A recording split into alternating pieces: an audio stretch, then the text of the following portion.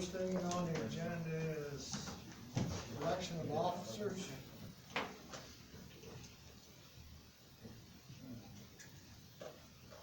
Need a motion for president, vice president, and secretary of state. Have any nominations?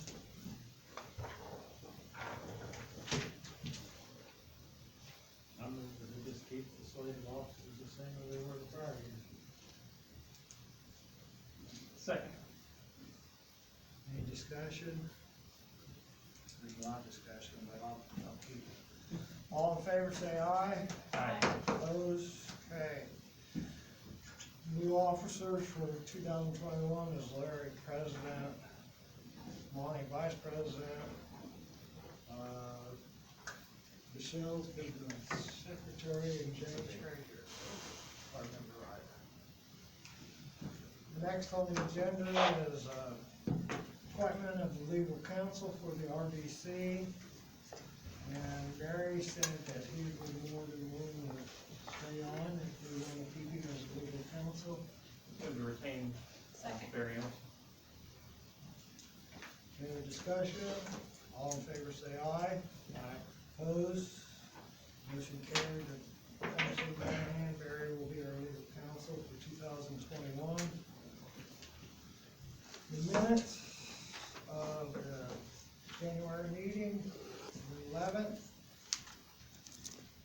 I need approval that after reading the minutes here, I'm seeing that on claim 193, $750 from Regis Bank.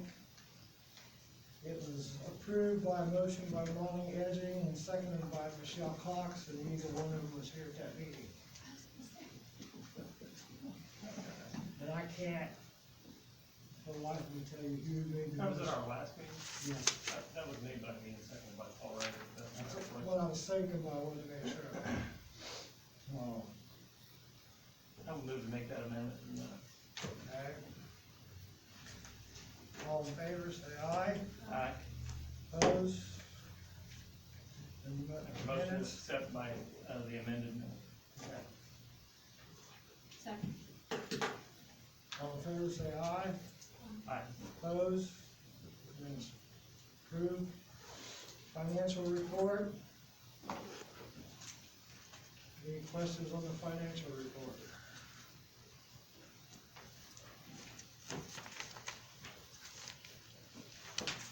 Move to approve.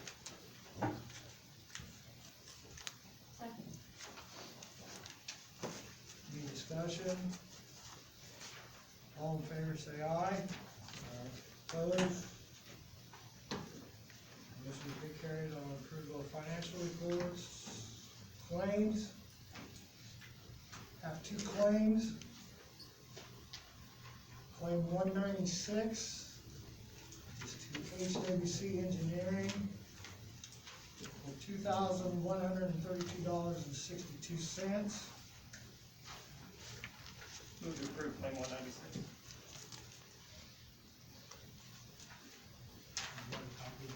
Do you have a second? Second. All in favor, say aye. Claim 196 has been approved. Claim 197 from HWC Engineering for $5,281.70. Move to approve claim 197. Second.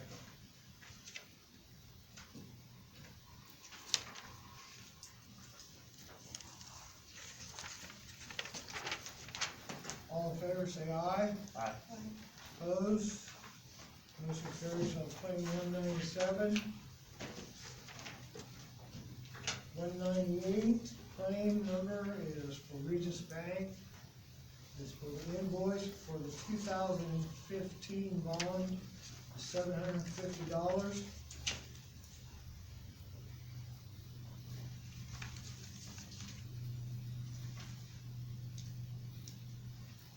that answers the question, we do owe that, because we did them on last month, right, for $750 as well. For the one for each bond period. 2014 bond. if I'm Right, so each I believe series it's has. one for each bond, separate payments. Yes. So it's 198, correct?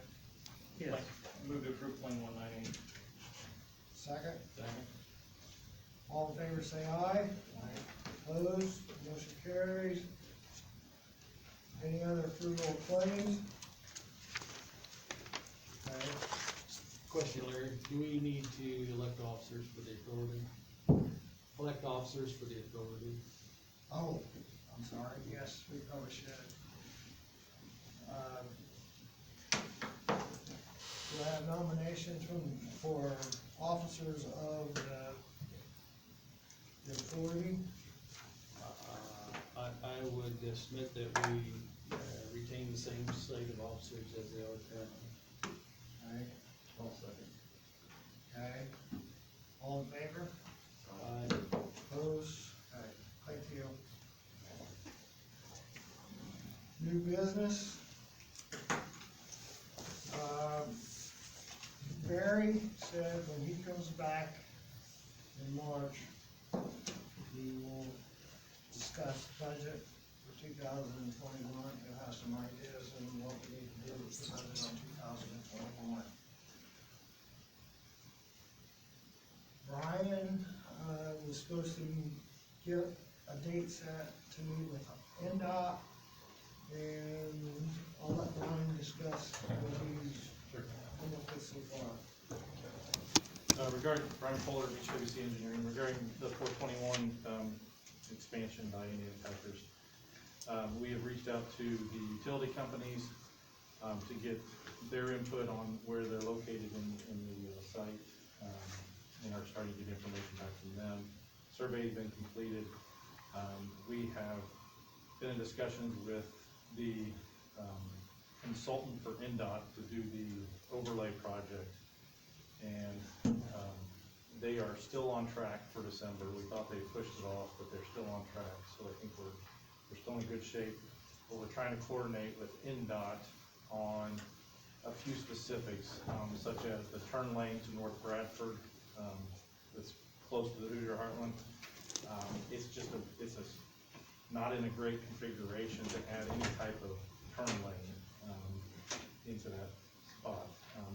We're afraid we're gonna make it more dangerous than the cars right now, just kind of pulling into that hatched area and trying to turn. So we wanna get some input from NDOT on that, and then also get some input on pavement design, what section they want for extending. I talked with the NDOT rep last week, and told him my concerns. He had to get some other people involved. I gave him some dates last week, and Monty, I think I copied you on that. And I never heard back. And I followed up on Friday with an email and a call, and I followed up with a call this morning, and still haven't heard back. So we're just kinda at the mercy of NDOT before we move too far along. But we should be in good shape, still moving forward. I'm planning, if you could put us on the agenda for next month to have a presentation on some of these things. We just want to I'll have some maps and some aerials, and hopefully by then we'll have some input from NDOT. Sorry I don't have more, but we're just kinda at their mercy right now. Any questions? How long will it take to get a fairly substantial budget put together, timeframe wise?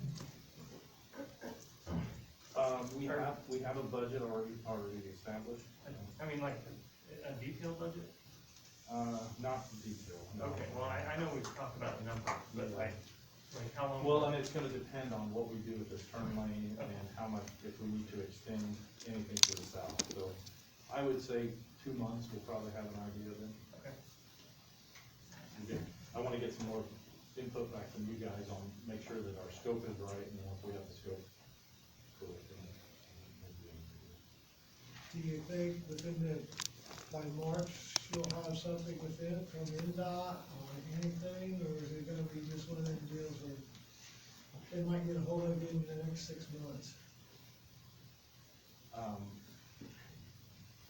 I hope, yes, I hope we'll have something like that. He talked to me, I think it was on Tuesday, I don't know when I sent that original email, but I talked to him.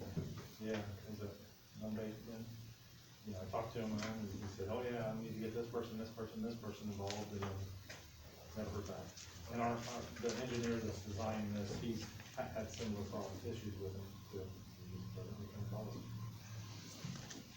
Could this be a problem if we don't hear back from them, what we can do and can't do? Yeah. On schedule wise, it could be. Yeah. As I say, it don't screw up our schedule, right? It's better process. I don't have anything else for Brian, is anybody else? Thank you, Brian, or Chris Gallagher, for really like reading. Yes, please. Thank you. Okay.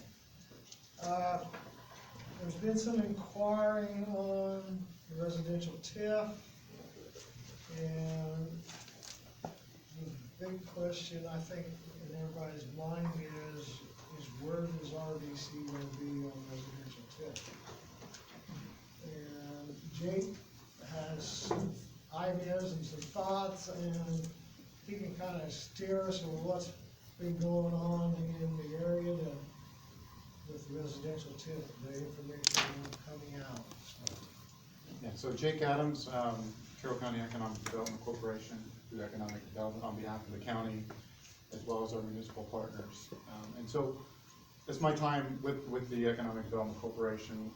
The goal, and outlined in front of you, are a series of plans that the Economic Development Corporation has put together, and really projecting to what 2021 and beyond looks like for our organization and some of the goals and aspirations from the input of the community. So what you have in front of you is actual input from the community, not just a hatched plan that you would normally want to try to develop internally. So one of those is the residential piece of this, the quality of place as well. As it pertains to the residential TIF, there are some properties that have been identified in the county as potential for residential development. It's already happening now, but specifically when it comes to the areas around Flora is one area, and then there's a couple other throughout the county. I've spoken with the property owners for those properties as well as developers. I would, I guess, encourage the thought and the discussion on what a residential TIF would do for our county, what kind of tool it would be used for, or what the tool would be used for to spur a residential development, or to encourage it. So, yeah, I do believe that a residential TIF is a great tool to use to get our county in the driver's seat for residential development. We're already starting to see the market show its hand, and this would just further make a commitment to developers that our county is serious about residential development. And so, yeah, I would entertain any questions or thoughts on the residential TIF piece and how we as an economic development corporation would utilize that tool to start creating, I guess, start building homes. Have we had any developers come with a request for, specific location with specific plans, and whereby they've made a request for us to participate, or is this just kind of a general, would we be interested if that took place? Emily, that's a good, I'll start with, I think the goal of the discussion today is to get to a motion to approve the EDC to begin the residential TIF process. So that's engaging in the financial partners, the legal partners, to be able to put together the parameters of a residential TIF. So I think that the end state of today is to discuss whether that's the appropriate steps to take. It wouldn't be a financial obligation on behalf of the RDC, and it wouldn't obligate anything other than allowing us, our organization, to engage those parties to put that together and then bring back a formal proposal of what the residential TIF would look like. So I want to answer that question. So my goal today is to be able to get to a point to decide if this is the right steps moving forward for us to do that on behalf of the RDC and the communities. The second part to that is really based upon the feedback I'm getting from developers. So I have spoken with residential developers not everyone, all inclusive, but ones that are interested in properties within our community. And they've expressed the fact that, some of the areas where they wanna develop they have challenges to overcome in the investment, so whether that's infrastructure, well, really, infrastructure will be the primary source of that, roads, curbs, sewers, things like that, power. So ideally, setting up the residential TIF would allow us to have those conversations with those developers to make sure that they have access to all the tools and the capital they need in order for the projects to go through. So our goal on the EDC end is we're gonna put together an RFP, a request for proposal, for specifically the property in Florida. And there'll be other properties as well. So to take an aggressive stance, to take that proposal to developers and allow them to provide input on what the market is showing them. What kind of housing, multifamily, what's the market rate showing them, what is selling? And then specifically, what fits our demographic of homes. And so we kind of all, I believe, have an idea of what that perception is or what it could be by nature of our professions, but to allow a formalized process for the EDC, for our corporation to be able to say, this is what developers are saying, and these are what they're saying about these lots for this community.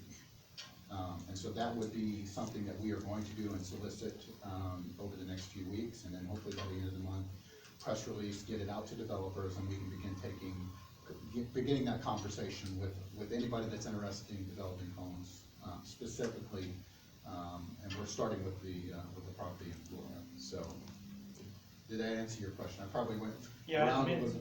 it's kind of a difficult thing, because you don't wanna get the cart before the horse. We can't really make much of a commitment until we know what a project is, and sometimes the project don't know what they need, so they know whether we would even be interested, so, yeah.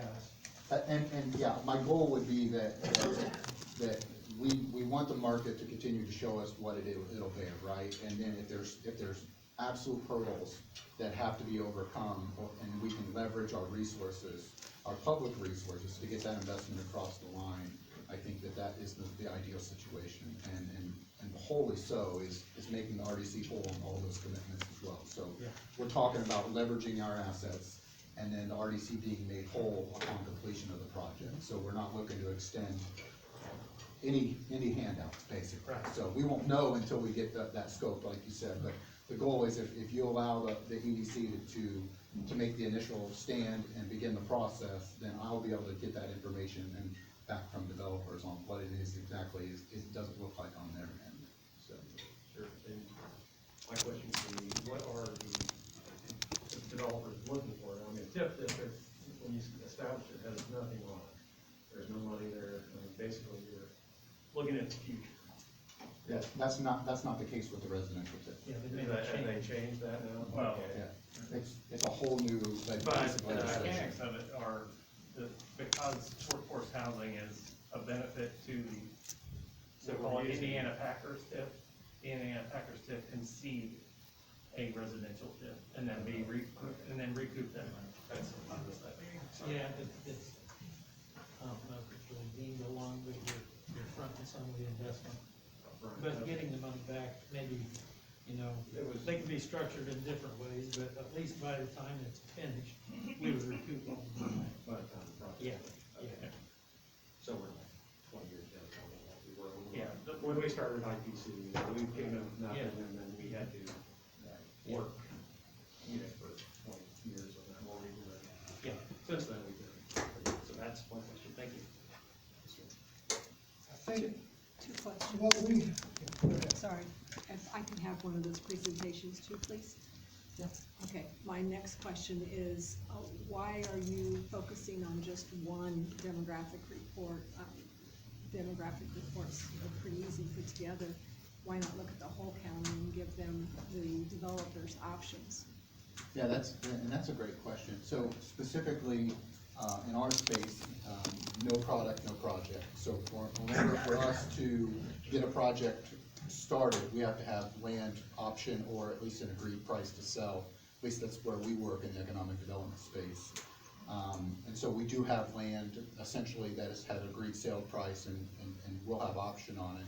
And so, as these properties become known to us as the Economic Development Corporation, then we would want to diversify that portfolio for our builders. So I'm answering your question by, we're starting with one specific known commodity, and then the goal is, and I can tell you for sure that there are more properties that will come to the table for this option. And so, yes, my goal would be every corner of the county, if there's a residential development opportunity, we would love to engage, as the EDC, engage that, and then bring developers to the table to kind of see where it would fit, whether it was market rate, whether it was section 42, whether it was multifamily, whether it was downtown Delphi. I mean, those are all options, I think, yes ma'am, that we'd love to exhaust those, but unless I have a known commodity, developers don't wanna talk necessarily in concept, and you guys understand that. So, Thank you. I answer your question. I guess I'm thinking of a couple of things that the RDC needs to make a decision on is, do we wanna be a landowner or do we wanna work with developers? And do we wanna set a limit on what the housing's gonna cost? And what's our goal in payback? So the developer knows if we're gonna work with a developer, we're gonna say, okay, we don't wanna be 10 years down the road, we still got residential housing lots to sell. We wanna be able to say, I think, that in a short period of time, we want our money back so we can go and develop another site or whatever. So do we wanna set some prior to, so the developer knows if he's gonna work with us, this is what he's has to look at? I think it's a good point, but all of the developments are, you're not gonna find two of them that are the same. I think if we provide EDC with a statement that we would be interested in looking at projects as they come about, then, we have the ability to see what the need is for each particular one and what that particular development is. I mean, we can't really, afford to be involved on a very small development unless we're gonna, recoup some benefits from it. But we can't shell out a bunch of money and wait 10 years, like you said, and get our money back on the last two lots. So it's hard, I think, for us to set the parameters because while we would be a player in it, we're probably a small player in relation to the whole scope of the project.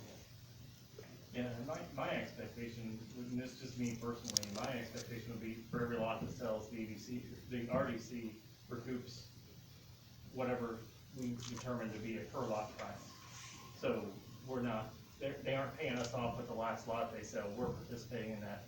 Correct, as they sell a lot, we're As- getting. Right. Yeah, I mean, we're fluent in these structures, and I have the tool, I mean, there's a myriad of different ways that we can go about this, whether that was per lot reimbursement, or it's an upfront capital investment, and then there's a known sunken cost already in per lot, so when the developer moves it, then that money comes back. So we're fluent in what that looks like, and it would certainly would welcome your guys' input on those parameters.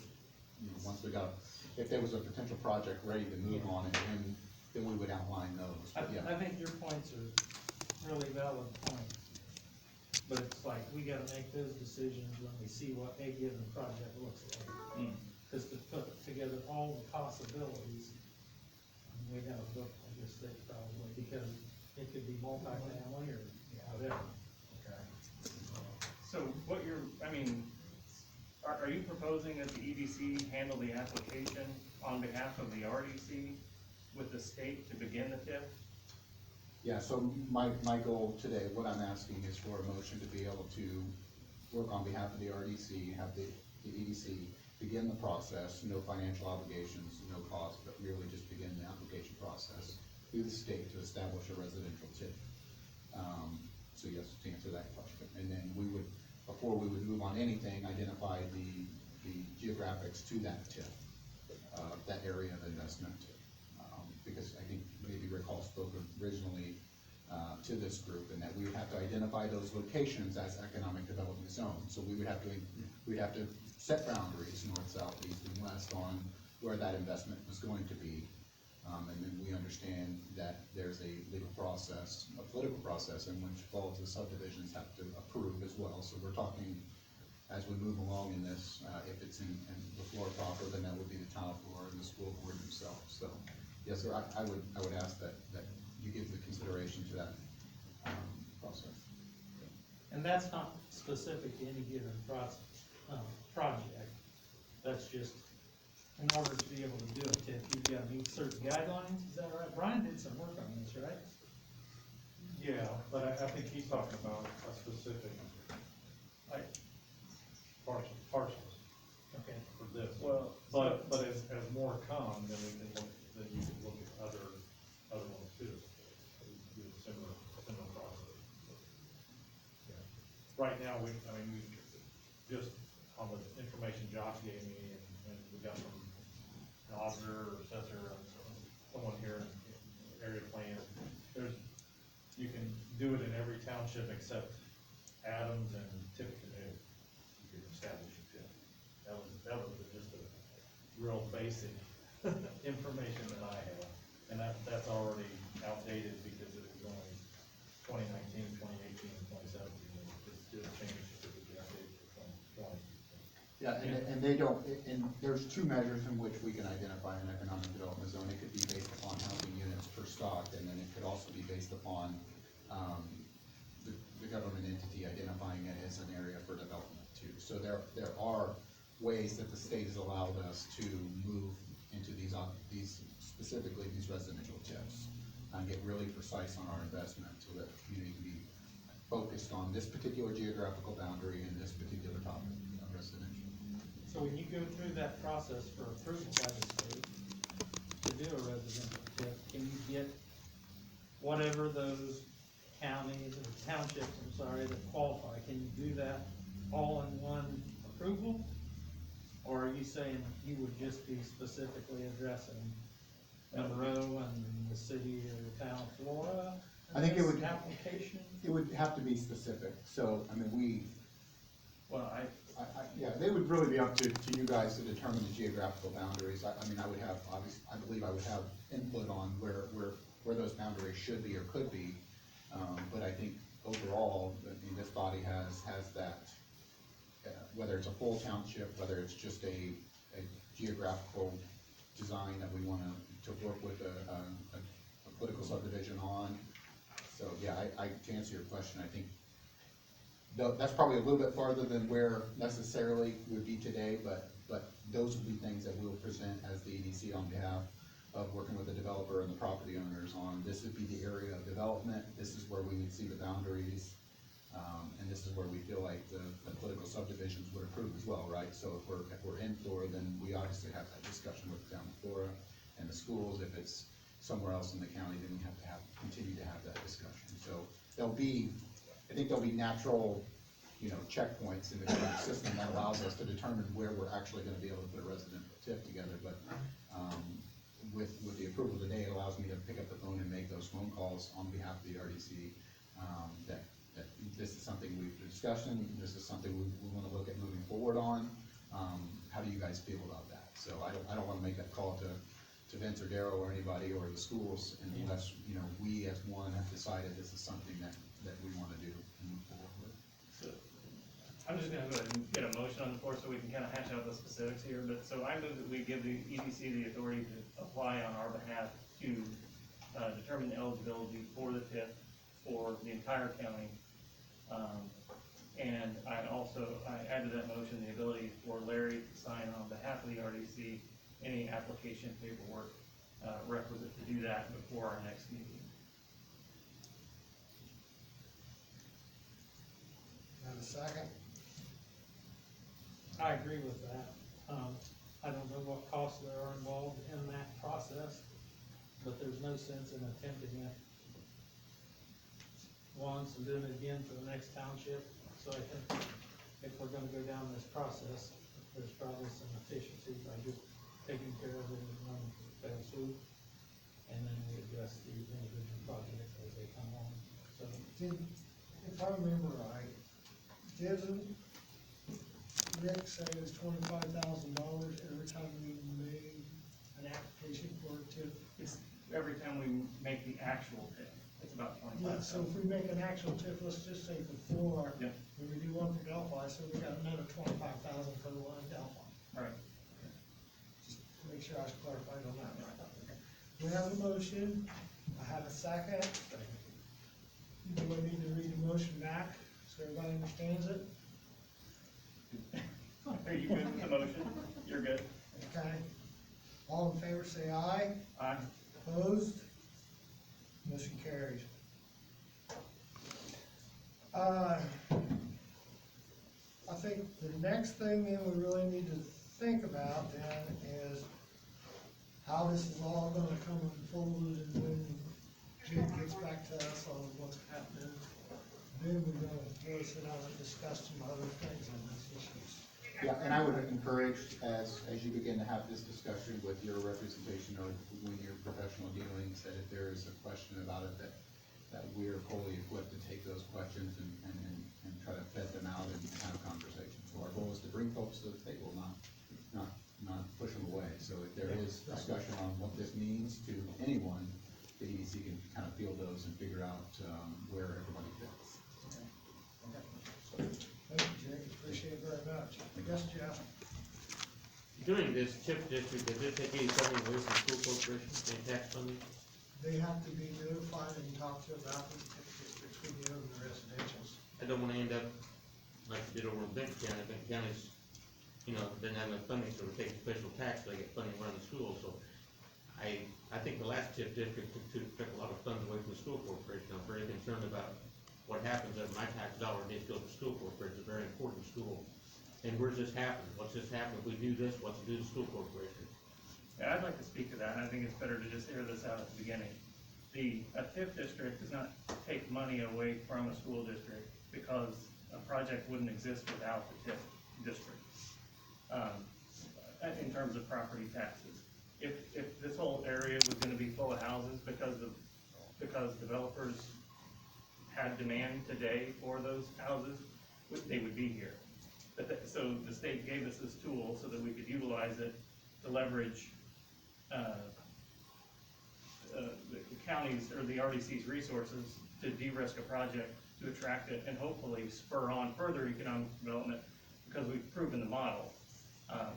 It's really clear, and I've talked to no less than 20 developers, that if you have $1 million or 10 million or whatever millions of dollars, and you're gonna invest that in a project for a subdivision, they can invest that in any municipality around here of substance, so Tippecanoe County, Marion County, wherever, and they know pretty clearly how quickly they're gonna sell those lots. It's a much easier thing to develop a financial model around. So it's critically important, because even if the developer is the contractor can lose more money, even making the profit from the individual houses, they can lose more money than that on the subdivision because of carrying costs if the lots don't sell rapidly. So, this is not just a Carroll County problem, this is rural Indiana across the board, and was the genesis of this legislation. But, so, just in terms of dollars and cents, and I've talked to multiple school board members in regards to this, and everyone that I've talked to agrees that this is a good thing, because, again, base is, if these, enrollment in both of our schools has decreased over the last decade.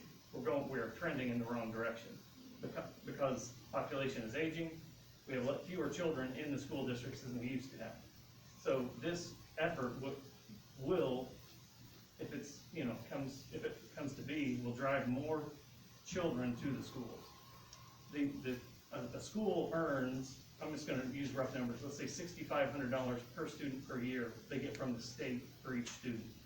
So if we say, just for round numbers, that each house has 2 students, or 2 children, that's $13,000 of revenue. If the house is built in that TIF, is $200,000 to build it, and let's say the final assessed value is $100,000, the school's portion of that, let's just say that's $1 for round figures, 1% tax rate is $1,000. So in this example, they're forgoing that property tax for whatever duration that the TIF exists, that $1,000 to gain $13,000. So. That's my point, how long would the tip work? But- How long would the school corporation not get the money? You're And how long would the talking county about not get less the than money? 10% of the tax revenue for that child, or for that child. So we're arguing, I mean, the RDC has no reason, in my opinion, to carry assessed value on a housing project for whatever, I mean, we wanna be out of it as soon as we can possibly be out of it. So as soon as it's. Once you're out of it, it's all good for the county though, because we get the extra money, but the TIF district will not be there past the point when the housing division is done or it's moved on. Right, and so that would be up to the RDC on about how it's structured, but as soon as that subdivision is done, from my and I think my fellow members would agree, once that subdivision is built, we're out of there. We don't want anything to do with it. That works for everybody. So, But if the TIF keep taking the money away, you got the county to take care of more roads, more streets, and more stuff like that with the same amount of money. say again? Well, if The the TIF keeps taking the money, you got the county taking care of more roads, more things with the same amount of money every year. They're kind of stagnant. They only get the money from before you start the TIF district, right? The way it works. No, once we close it, or once we. Yeah. There's two things that could do. The TIF needs to be closed, the residential TIF, or all of the assessed value within it can be reverted back to the taxing unit. And that works very well, very well. Yeah, so I mean, those are the two options for how that assessed value can get back to the taxing units. So, They have, a TIF district has an automatic sunset date. Brian, do you recall what it is? 25 years? Is it 25? 20 So, From when you take that. yeah, I think it's 25 years from you initiated, or 20 years since you take it. I think it's a change, but they adjust it every year. but if a deal like that, Jeff, it's a good point, you know, you could go out here and you have an X number of house subdivision, and, you know, the county, the RDC recoups the investment in, 3 years, whatever it is. You can't just continue to collect the taxes in the TIF district unless there's a project that you can use money within the TIF district. Now, let's say they want to put a park in the middle of this, whatever, you could maybe fund that. I mean, Lafayette and Brian could talk more to it, but they've done a lot with, what's the right terminology, streetscapes or whatever. Lights and things like that, but they just can't continue to capture the tax dollars if there's no use for it.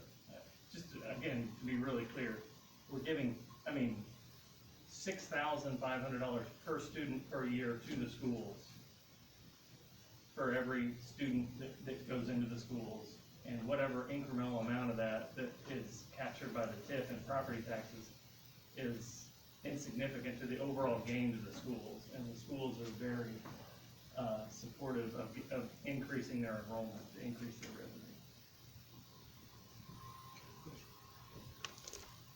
Okay, thanks, Jake. I see Anita sitting back there in the corner. Do you have anything, Anita, you have to bring up to the RDC? Not today, except that, we're very much in support of, the residential TIP. Look forward to working with the EDC and with the RDC on making that happen within Glen County.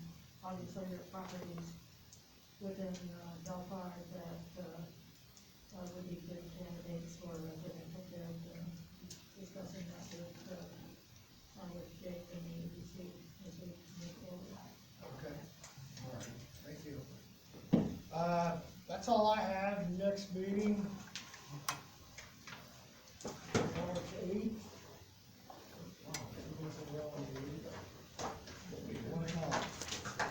Motion to adjourn. Move to adjourn. Second. We pick the late fees for Beth or you?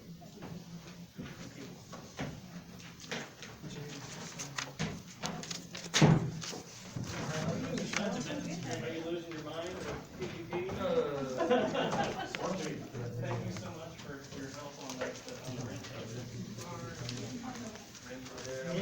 pay the floor that we.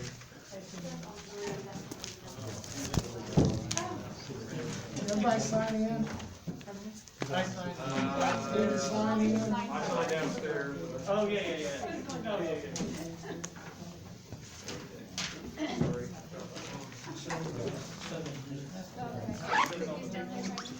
I was waiting for you to ask, are they gonna require that people, only people with children occupy these buildings and that they require them to attend the school corporation? Because kids, they can go anywhere. They could move in here and go to Carroll. I'm not thinking those because I can get all the money off. The whole plant, we keep moving around. Who's screwing around? It's called Rich right here. Needs to go back to taxing it. Self-evident. You know, when you see King County